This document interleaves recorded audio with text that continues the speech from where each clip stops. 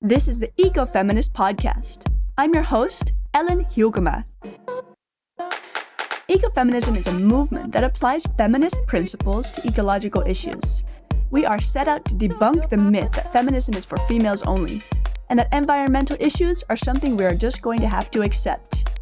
The people I interview here are social change makers making an impact in the world. These changes can be big or small, and all changes in any shape or form matter, whether they are inspired by businesses, people, or nonprofits. Thank you so much for listening. Welcome to another episode of the Ecofeminist Podcast. Today's guest is a super exciting one for me because we've been in touch for some time now. Ramona Bajema, she is the founder of Miyabi Charcoal, which is a bamboo charcoal that is used to filter your water. And the amazing thing is about this charcoal, because there's many charcoals actually available in the world, but this one's made of bamboo, which is a sustainable resource. And the other thing is that it's zero waste. So most of the water filtration systems we see in the world are actually made out of plastic. And this is a resource we do not want more of in the world. Ramona is actually more of a business person than she finds herself to be. She has a very clear vision and mission for her business, and it's very much around saving Mother Earth, education, and clean water, and zero waste. And she has standards she sets for herself in business and really stands by them. So I admire her way of doing business very much. I admire her business very much, and I use her product myself, and I'm very thrilled about it. So I hope you learn a thing or two from the amazing Ramona. And yeah, I'm very excited about this episode, and I hope you are too.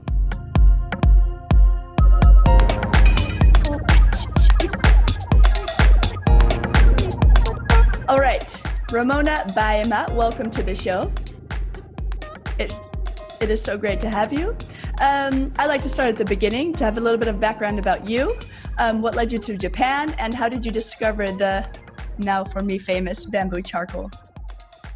I have been interested and in love with Japan since I was a child, and I think art, music, movies introduced me to it. And then I pursued my interest in its history through college, my master's, and then my PhD.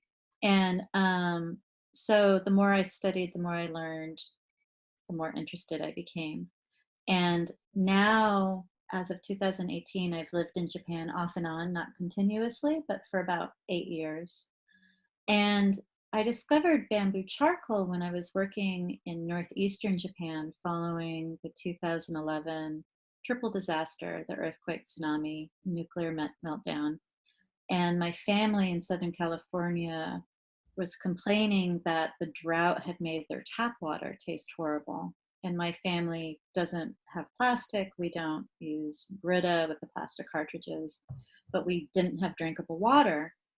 So they had, my mother had found online some very, very expensive kind of water purification charcoal and said, since you're in Japan, can you see if you can find it for cheaper and bring it home with you in Christmas? And I found bamboo charcoal, brought it home, and tried it, and it was a miracle for our water. So that's how I transitioned into starting a company.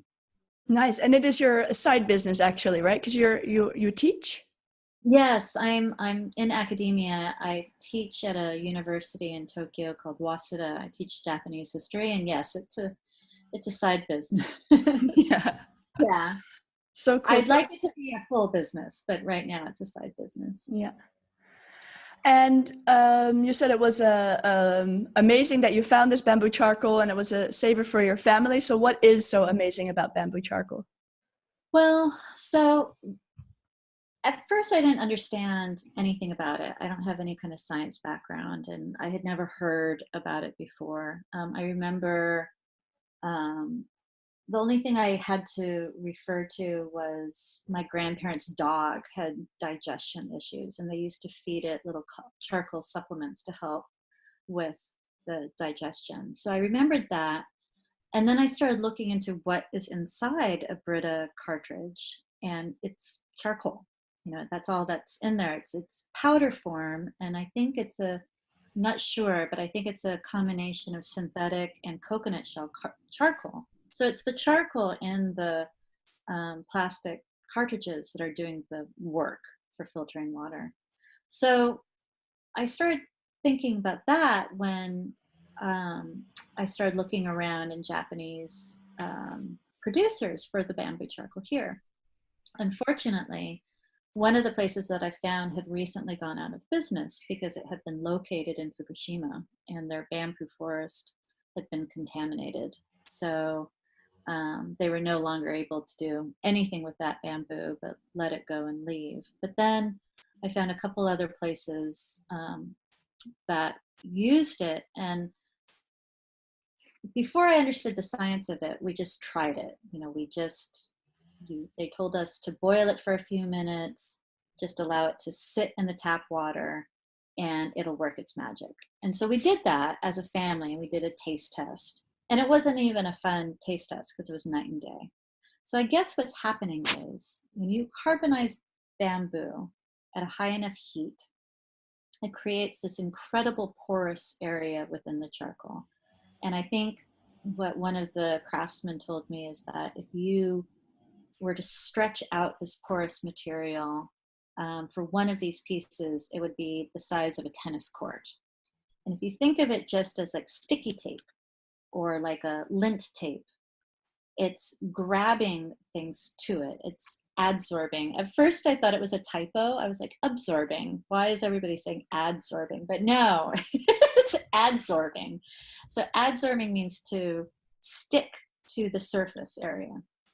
And so gradually over time, that surface area can't adsorb any more impurities. And it's just full, and then it's not working anymore. So that was why our family, after a month, that the swimming pool taste would come back to our water because it was clear that the charcoal had adsorbed everything it could. So that was the science behind it. And then when I realized that when the charcoal is done working, quote unquote, you could toss it into compost. We could just throw it in a garden. You can put it in a dog park even. So there was absolutely zero waste to it. So I was just amazed that not only we were able to avoid plastic with this substance, but we weren't making any landfill garbage with it. So Interesting. But when you said it's kind of like lint, I would think if you're creating a charcoal that it would be super dry. So how does it actually, it seems counterintuitive. It's the adsorption process. The impurities just stick to the surface layer. And so in the Middle Ages, if there was a poisoning victim, as a last ditch method, they would pump them full of charcoal, and that charcoal would adsorb the toxin in this patient's stomach. And sometimes it would save them. And then I was doing a consulting job a few months ago here in Japan that took place in lots of dialysis clinics. And with dialysis, you need clean water. And they have it's big machines to be able to process the water, but they use charcoal. So I guess it's an old technique. It's not new, but I don't understand. But I do know that in order for charcoal to adsorb impurities from water, it needs to have enough porous surface area within the charcoal. And it needs to, in order to have that, you have to carbonize it at optimally, according to the tests, 800 degrees Celsius.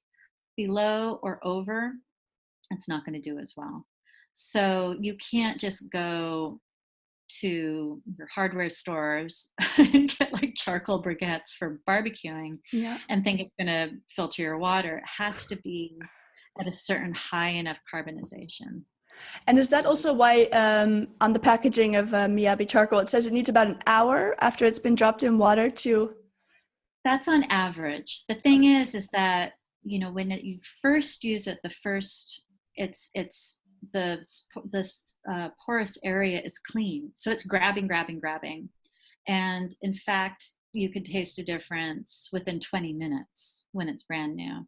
But we're averaging it over an hour, saying an hour because by a month, it's slower because it's getting more and more full.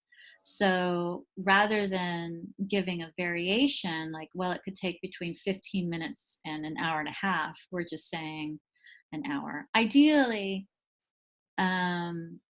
you fill up your decanters at night, and by the morning when you wake up, your water's filtered. And you see it in the beginning. You see bubbles collecting on the surface of the charcoal and lots of action happening. Yeah. And that's the process of what's going on. Because water, even though it's still, it's constantly moving. Yeah, interesting. Yeah, I have two glass canisters on my counter, and then when one's empty, I fill the other, and then that's how I, that's my system. Exactly. But if you use like a reusable bottle on the go, because I think it's a great solution. We all have our reusable water bottles now, and we fill up in the morning with our filtered water, and then you drink it by noon, and then what do you do? Well, if you have some charcoal in your reusable bottle, then you can, I did this today at a cafe. I just went into the bathroom and filled it up with water. And 20 minutes later, my half liter was ready to go. Yeah, I've been doing that too. So what's the difference between the regular charcoal and bamboo charcoal? Well, bamboo charcoal, it's harder to work with, to make, because the plant itself absorbs now water at different rates within the bamboo shoot. So to keep it at a constant is very, very difficult, apparently. But the bamboo itself is just one of the most sustainable materials on the planet, we know. Unfortunately, I'm sure you know about this better than I. Bamboo textiles I was really excited about, but apparently bamboo textiles require a lot of chemicals to get it into materials, so I had to abandon that. But bamboo takes 1 to 2 years to grow completely, from the little shoot that you can eat to its peak maturity, 1 to 2 years. A tree takes minimum 10. So in terms of being able to use it for charcoal, you can regularly cull it and it will grow back. Cull it, grow back. And in fact, the bamboo that we use is culled already. It's waste product that from the forestry units here in Japan that have to regularly cull back its bamboo because it just takes over everything. So to keep the forests healthy and to keep whatever indigenous plants are left, they cut it back, it grows. Cut it back, it grows. And that's what we're using for the bamboo charcoal. And did you find people already making the charcoal from this this bamboo from the forest, or did you sort of link the two together? Yes, yeah. Apparently they've been doing it for years. The heartbreak is that there used to be bamboo charcoal makers all over Japan and all over actually China and Korea. It's a process that they use as well. And because bamboo charcoal has multiple purposes, some houses here that are made out of wood have a tendency to get moldy because of the high rainfall. And if you build the foundation of the house with charcoal in it, it reduces mold. So there have been multiple producers of it, but we don't know. Maybe it's because of the plastic bottle industry that's also come to Japan. Maybe it's because the water here is okay. People don't feel the need to use it as much. And I keep, in my quest to find new craftsmen who are just doing this locally in their kilns and literally in the forests, a lot of them have gone out of business in the last 10 to 20 years. And I'll talk to old people, old locals, and they'll say, oh yeah, there used to be a guy up in the hill over there that used to make bamboo charcoal, but nobody was buying it. So, I think he died. So predominantly the people who are making it now are the elderly in relatively poor rural areas of Japan. But I'm in a mad race to go and find them and keep them making it now that the world is discovering it. Yeah. And I see a lot of face products on the market and face masks using bamboo charcoal or what's called activated charcoal. And I don't know where they're sourcing it. They're not getting it from here. I haven't found anybody who's getting it from here. Interesting. Yeah, a lot of it's very popular nowadays. Is there a difference between activated charcoal and the bamboo charcoal that you have? From what I understand, activated charcoal requires a chemical process. And I don't know what kind of chemical process that is or if it's healthy or unhealthy. But what I've understood is that activated so-called charcoal can't be composted because of this process. Um, and really what you're doing, what it means to activate charcoal is so that it's has this adsorption capacity. But high enough carbonization should do that without having it to go through any kind of chemical process. So our bamboo charcoal is literally bamboo that has just been in kilns for 3 days at 800 degrees Celsius. We haven't used any chemical process in it, which as a result, the craftsmen here have said, well, you can just throw it into compost because there's nothing nasty in there. I had no idea about the I know. It sounds so pure, like, oh, we activated the charcoal. It's activated with chemicals. Yes. Doesn't sound too good. So what's the where did the name Miyabi come from, actually? Actually, my partner here in Japan, a friend who's supported the business, his first name is Masahiko, and the first character of his name can also be read as Miyabi. So it's in honor of him for supporting my early venture into the business. And Miyabi means elegance and refinement.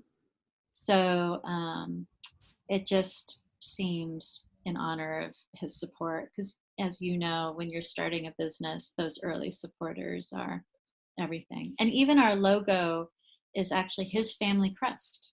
Wow, it actually looks very elegant and refined. Yeah, thank you. Yeah, I know it was built in. We had a built-in name and logo from the very beginning because I just took from his family background. Beautiful. I wanted it to honor Japanese traditions and culture as well. Yeah, which is also a little bit honoring yourself and all you've studied and your experience in academia. Yeah. But at the same time, you know, I've been approached by companies that make bamboo charcoal in Vietnam. I had somebody, fabulous new friend in the Ivory Coast, reach out to me, and people want to learn how to do it. And basically the challenge is carbonizing at a high enough heat. And I think the bamboo charcoal producers in Southeast Asia are great for humidity control, like putting some in your refrigerator and keeping out bad smells, stuffing in old shoes. It's great. It absorbs all of that stuff. I'm just not sure the quality is such that it can purify water. Oh yeah, so they use different heat. Yeah. Yeah, I think they're using lower heat. I think they can learn how to use higher heat, and I'm totally willing to partner with them and do that kind of training. But I haven't been willing to buy outside of the craftspeople I've consult with because I know the quality control is so high here. Yeah. And you can find them yourself. You're on a scavenger hunt of there's that, and it's fun because you get to have relationships with these guys and keep them alive, and they are elderly, and you know the disadvantaged, vulnerable, precarious population in Japan are the elderly in the countryside. So this gives them a new purpose and excitement and keeps them in business. So I'm more than happy to do that. Yeah. And you get to go into the country rather than being in the city. Yeah. Totally. Doesn't matter which city you live in, it's always nice to get out. Oh my God, and just be surrounded by green and rivers and bamboo. I find bamboo itself to be spectacularly beautiful and calming. So just to be in that environment is thrilling. So yeah. So your background is in academia. Have you been able to use any of those skills from academia for this new business, or is it like alternate universe? That's a good question. It is, unfortunately, I would say fortunately. Unfortunately, it's a negative because academics are trained to be really thoughtful and take their time examining issues from all different perspectives and points of view. And business, especially today, requires a lot more instinctual, gut level productivity. And so I'm hampered by trying to wear those two different hats. I don't know some, and so I find myself, for example, I've participated in a couple of like crafts fairs, and I find myself talking to people about the product in terms of the environmental impact and what chloramine is and what it does to your system and the Japanese demographic issue and all of these factors. And after, there are people waiting to talk to me. There'll be 5 people deep. And I've spent 20 minutes with one person giving this incredible monologue about the product when really I just need like the bullet points, And so that's when my academic background, I think, gets in the way, because I want people to feel passionate and excited and see this as like a global solution, when really they just need to know it's going to make their water taste better and move on. And so that's a problem.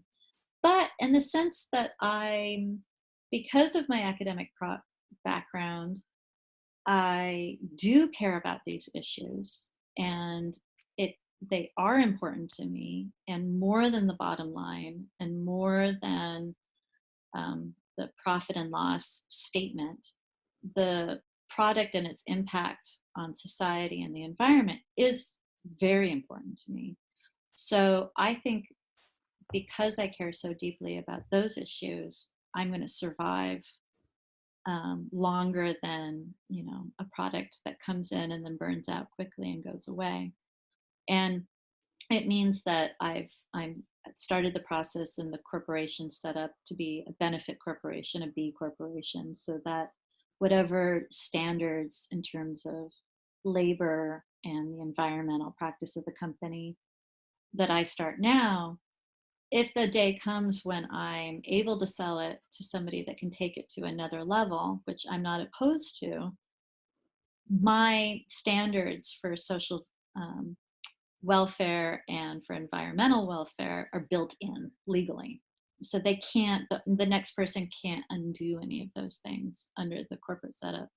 So I am thoughtful about that from the beginning. And I think that's when my academic background helps, because it will be a positive thing and not just another product. Yeah, very interesting. Thank you for sharing that. That's really cool. Love that perspective. I feel like I'm in your head right now. Okay. So, very honest answer. Yeah. But so logical. Makes so much sense. Okay. So I'm drinking some Miyabi right now. Oh. Ooh. And I love it so much. Thank you for sending me some. Thank you. It's so pure and clean. And the first time I put it in the filter, I'd been using Brita filters before. Didn't really ever, when I moved to New York City, I didn't even think about it because that was the only thing you could really do. So now, in the Netherlands, the water is quite clean anyway. But I just love it so much. So thank you so much. And I really, really believe in your product, as you already know, but I want my listeners to know as well. So one question I have is, why do the charcoal sticks need to be boiled for about 5 minutes? Controversial in my family. My mother insists it's an extra step that nobody needs to do. I'm insisting on and making things more complicated in a busy world. However, the craftsman I work with, even though it's not a perishable product, he works in a very rustic workshop, and it's kilns and dust and bugs, and it's in the middle of the forest. And then he ships it to me, and then I repackage it. So he feels it just needs to go through a very quick sterilization process before people use it to drink water from. And to me, that makes sense. And since, we are used to, with Brita cartridges, letting the water flow through the cartridge, and we know that process, it doesn't seem that bad. I also think that it activates the charcoal more, in the sense that it opens up the pores even more by boiling it, and then letting it dry in the sun or whatever light you have, if it's winter in Scandinavia, whatever light that's available to you, makes the charcoal work even better.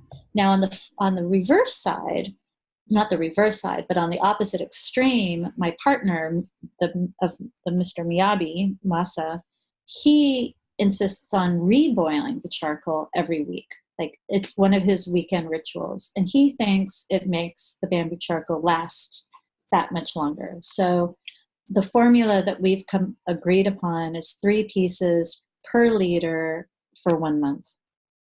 He says if you reboil it every week and open it up again, then it will last 6 weeks. So I always tell customers, if they ask, what happens if I reboil, I would say it'll just make it last longer. So your 3 months can turn into 6 months worth. But, at the very least, people should rinse it off because the dust collects, and let it dry and then use it. And then you don't have to do it ever again.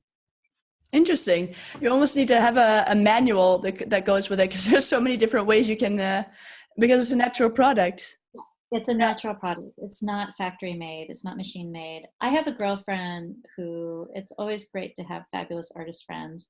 She did a fabulous graphic of 1, 2, 3 steps of making the charcoal to help, because it was just so text heavy explaining this to everybody. So now we have a good visual in the packaging to explain, and it doesn't seem so overwhelming. I have seen other charcoal sellers sell their product as ready to use. As soon as you take it out of the package, it's been quote unquote pre-boiled and you can just plop it in your decanter. That's great, but that would be a big water usage for me. And since I'm located in Ojai, California, in Southern California, where there's the drought, I can't use the water to do that, to boil it, pre-boil it for everybody. Plus, no matter what, in transit, it's going to get some dust. It's going to get some powder no matter what that needs to be washed off when it gets to the person. So I've decided to say, this is a natural product. Please boil it. And it's not going to make it work better.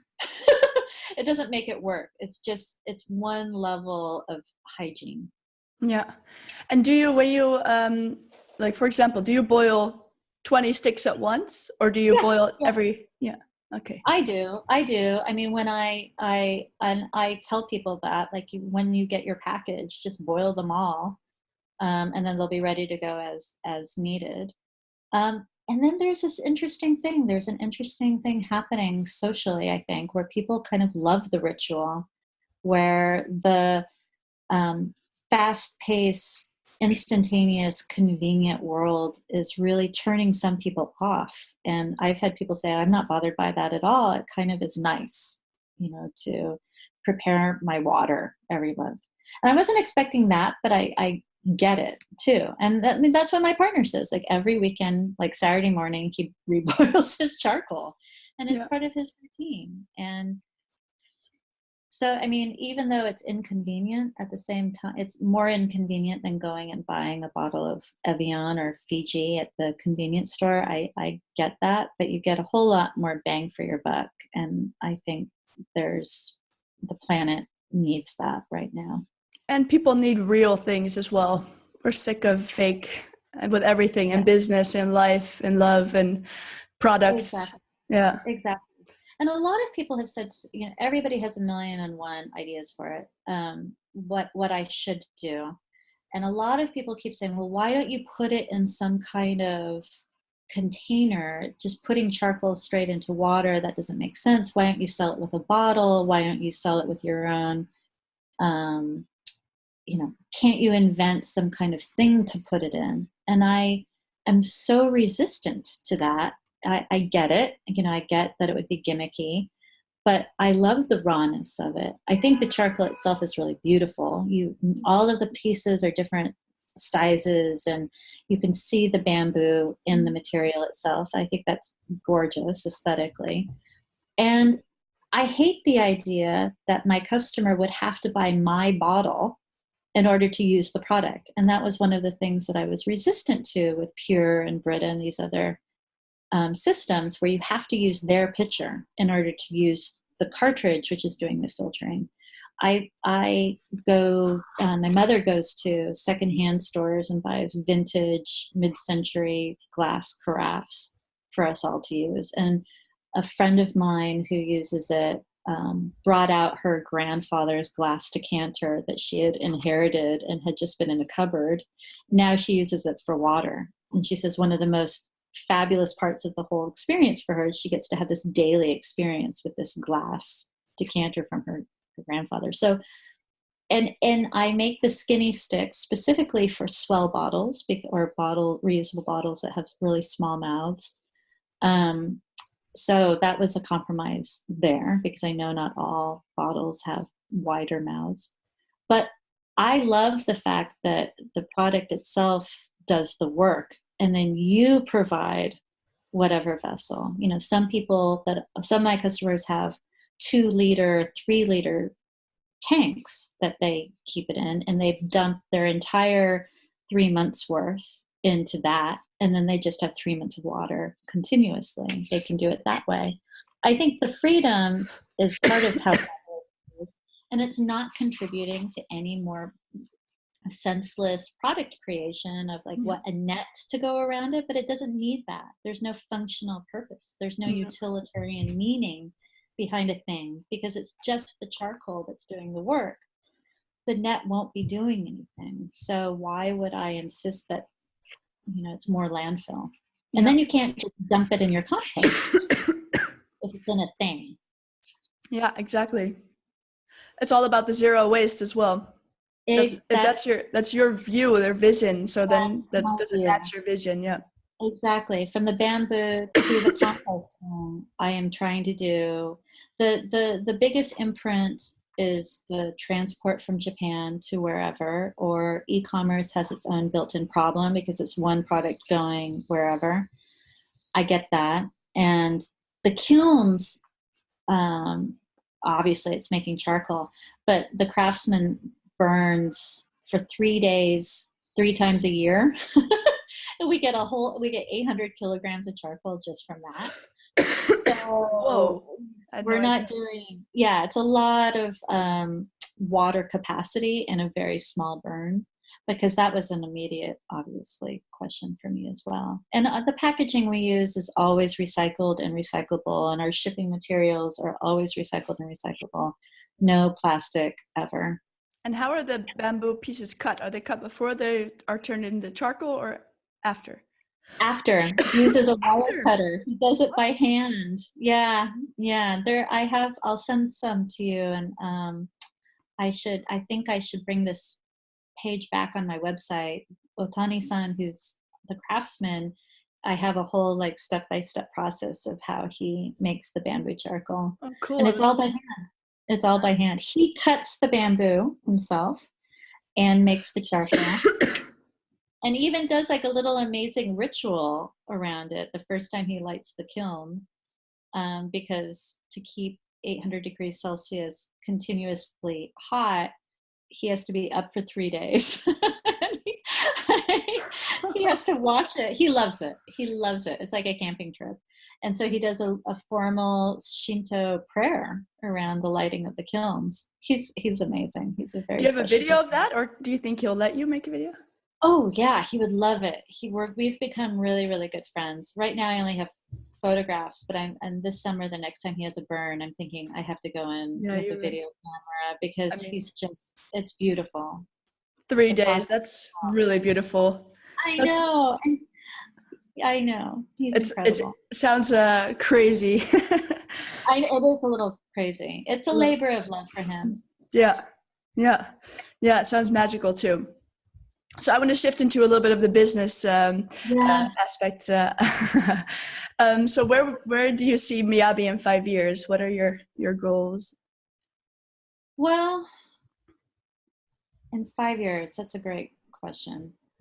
I would like Miyabi to definitely be in some larger retailers, so that it becomes not just in small boutiques for a very rarefied group and consumer, but it has more of a mass appeal because I think it's an environmental solution, and I'm trying to keep the price point as comparable to Brita as possible so that it's not just for fancy people who can afford fancy organic things. I want it to be super accessible for families. So I'd like it to be available in some chain large retailers. That's a primary goal. Otani-san is able to make a certain amount with his 2 kilns, but I'd like to create kind of a family of craftsmen that I'm in the process right now of reaching out to and assuring that I can guarantee some supply from them. And Otani-san, because his quality standards are so high, I'd like to be able to employ him to be able to manage the quality for these other kilns, so I can keep it, even though handmade, I can keep it a certain standard of quality. So increase my supply, and I really see it as just kind of increase my network of suppliers, but also have it available beyond e-commerce. And then as well, I do like the e-commerce experience because I get to have direct relationships with my customers and get their feedback, and I've gotten to know some of them, and that's actually really fun. So I'd like to just expand that beyond what it is now, which is a pretty limited group. Yeah, pretty. And are most of your clients in the US? Yes. That's another big goal. So yes, they are right now, but I need to figure out how to find a distributor in Europe, a distributor in Australia. I have lots of people who reach out to me from Australia, lots of people who reach out to me from Netherlands, and including the Netherlands and all over Europe. Today from Portugal, and it's really the shipping cost that's the problem, Yeah. And so if I can get a hub somewhere in Europe to reduce shipping cost for people, that would be my ultimate dream. I get orders from people in Canada all the time.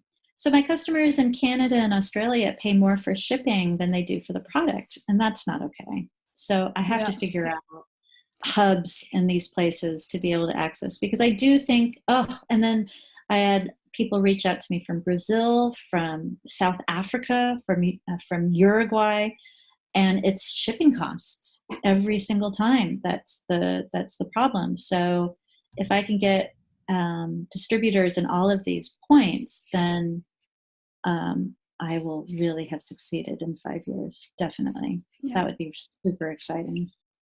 I'm your girl in Europe.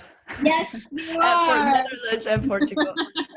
And Europe, all of Europe, the all empire. Europe, yeah. I'm all of Europe. You're going to have to travel to Spain. But it's interesting, if on this podcast, when I've spoken to a couple of other women business owners on a similar mission as you, completely different product, but that's always an issue. The whole the shipping thing, yeah. Also the distributing thing. One of them was rum in Colorado, and also had found one small little distributor in the Netherlands that ships to some retailers in Europe. And but the woman who's in Canada has a distributor in the US, and she basically doesn't ship outside of there. It's just the US and Canada, and then she'll just she will recommend similar businesses with similar products, because just like you, it's about a collaboration and not competition. Exactly. As long as I can get the plastic-free things, yeah. Exactly. Oh God, I had a customer who is in South Korea. This is last week. This is ridiculous. Talk about a carbon footprint. She was great. She wanted to buy in a year's stock, but she didn't want any plastic. So I'm good with that. The problem is that when I get it shipped in bulk from Otani-san, he has to ship it in plastic. So I am not in a position in my temporary setting here to do packaging.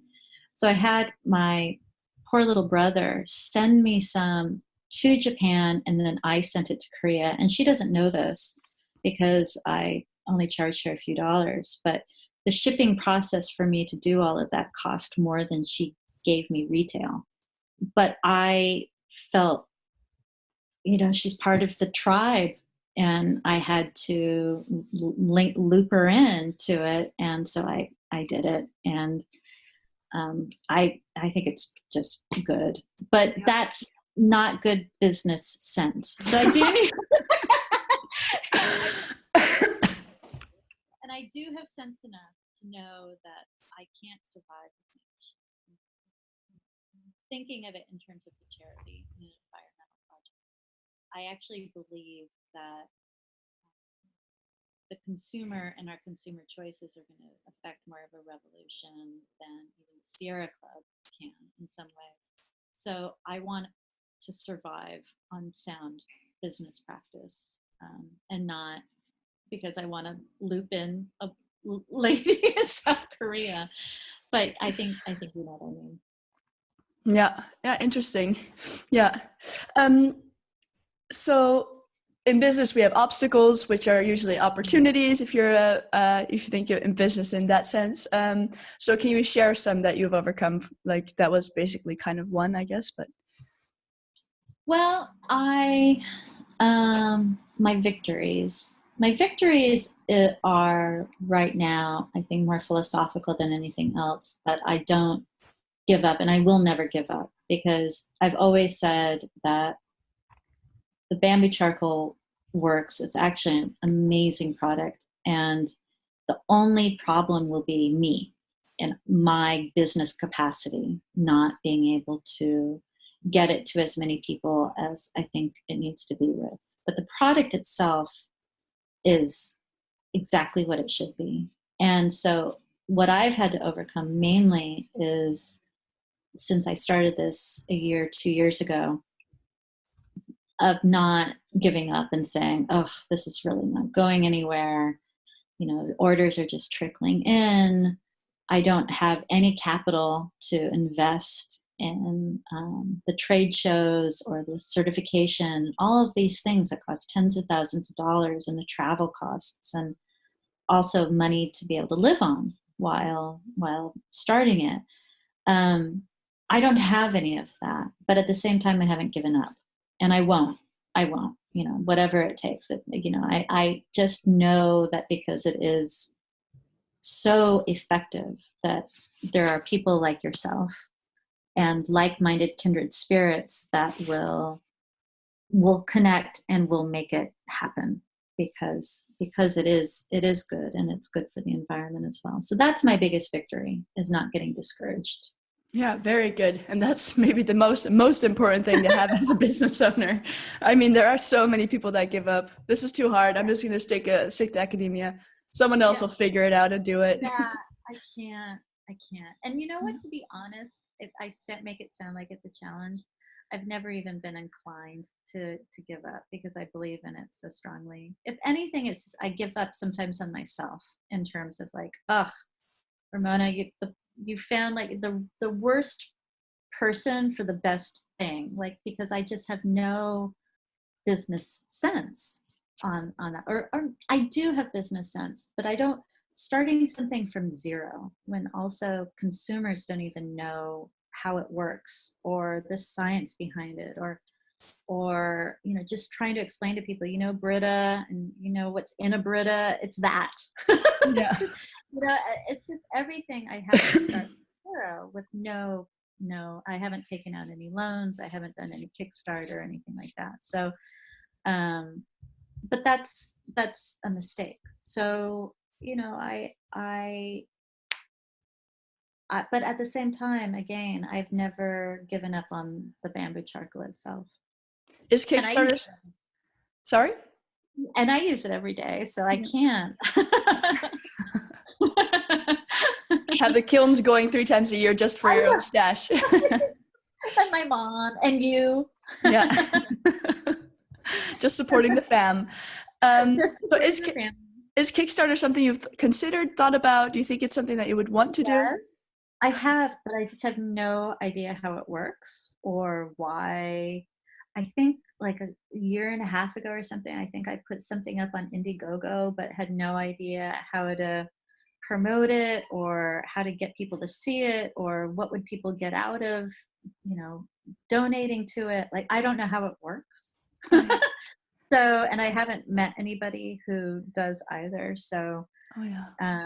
I would love something like that. Yeah. But I can link you with someone in Tokyo who just did it like last month. So maybe she oh, can give some tips on how to do it. onegaishimasu. Please. Yeah. Yeah. Coincidentally, you're in the same location, so that's pretty cool. Yes. So I always like to ask this question because I feel like everyone has one of these. Like, it's one of those pieces of advice that you've gotten in the past from someone that you admire, someone like a mentor that you live by in your day-to-day life that you would like to share with us. Wow, there are so many. The problem is picking. I guess it would be, my mother is my zero waste hero, and she's been zero waste since I was born. Wow. And I think and I was born in 73, she became zero waste in her outlook and her persona from the 60s. And, when I was little, it was confusing. I didn't know if it was because she was being cheap or annoying or what it was, like why we always had to rinse out our plastic bags and reuse them, or she never buys coffee to go. Why not just make some at home?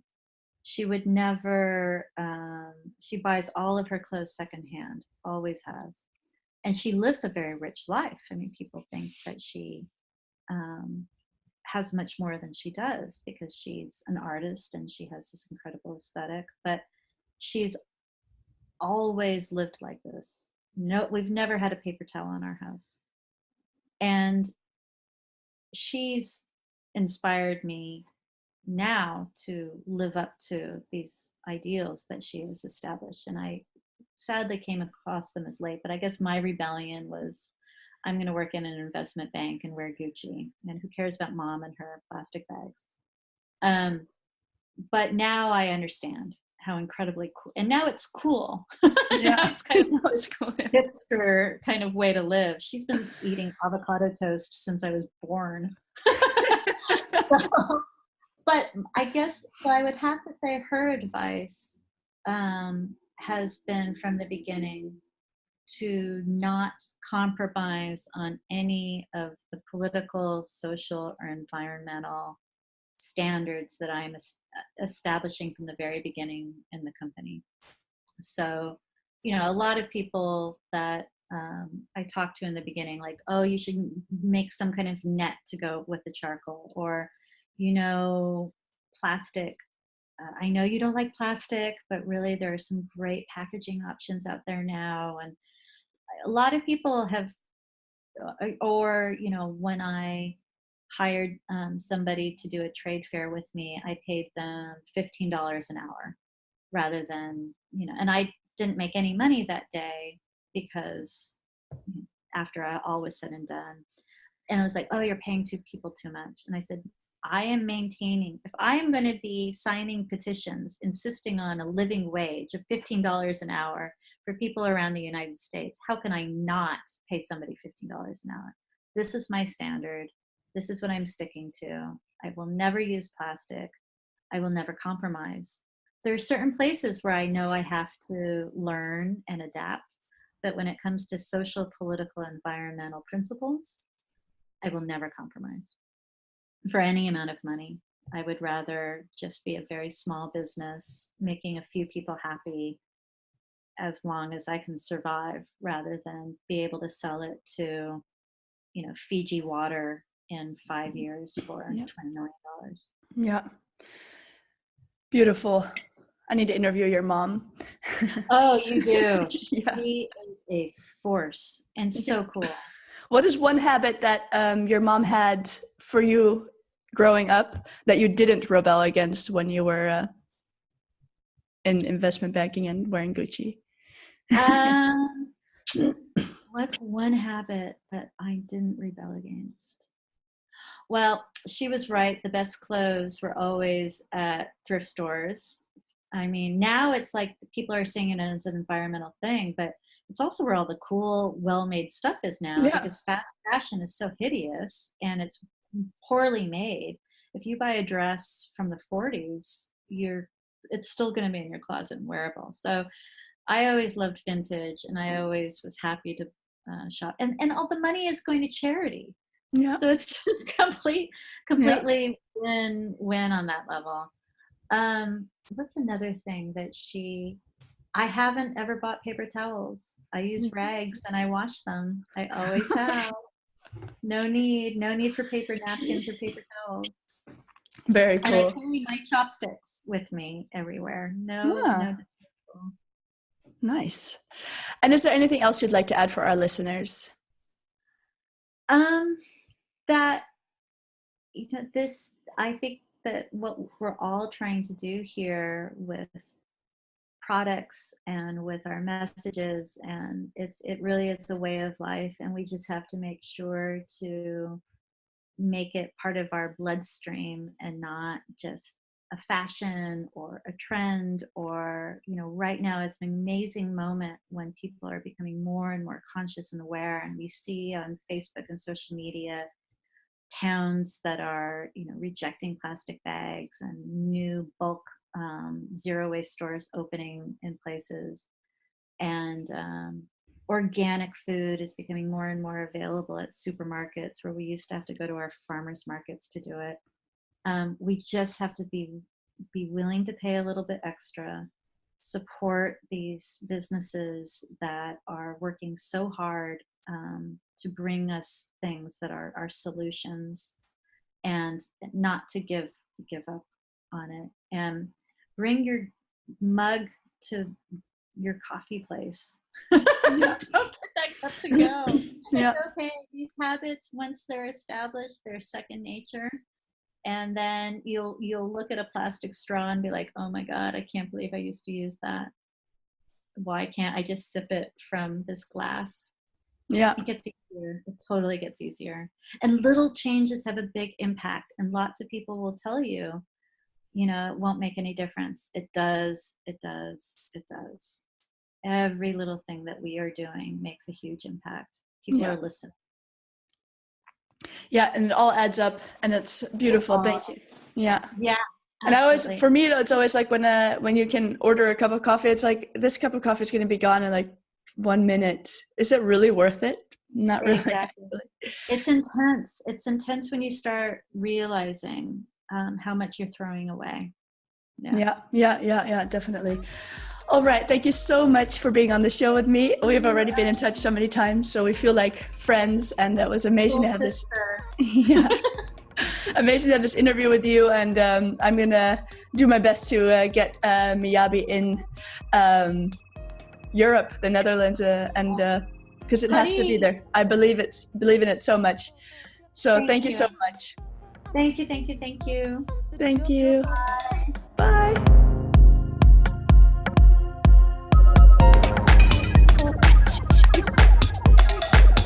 That is a wrap. For me, it was super informative and interesting to listen to Ramona speak passionately about bamboo charcoal.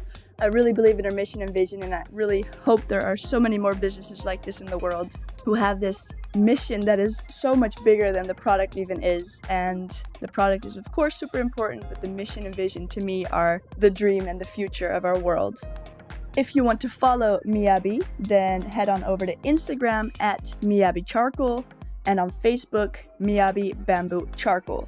We will also link through to the socials on Instagram, and you can find the website at miyabi-charcoal.com. There's lots of information on there, how to use it, frequently asked questions, and stuff like that, and where you can purchase it. You can also purchase the charcoal there. So if you're in the US, that's their go-to resource. And as Ramona said in the podcast interview, she's working on distributors from around the world, which is not an easy task. But hopefully she'll set that up. And if you're in Europe, then hit me up because I can ship them over to you as well. So thank you so much for listening. Let me know if you have any questions, and please reach out to me as well on Instagram or Facebook or wherever, because I love talking about all of these women that I get to interview and about these topics that I believe so much in. So thanks again, and I hope you have an amazing day, morning, evening, wherever you are. Thank you. let us know what you think by using the hashtag EcoFemMag and catch us on Facebook, Instagram, and YouTube at EcoFemMag. And did you like this episode? Then please consider leaving a rating and review on iTunes. It means the world to get your feedback. If you want to reach out for collaborations, then send an email to hi@ecofeminist.co. Want more? Check out articles about social change, environment, nature, business, feminism, female power, beauty, fashion, and travel at www.ecofeminist.co. Thank you for listening, and I hope to catch you there or in the next episode.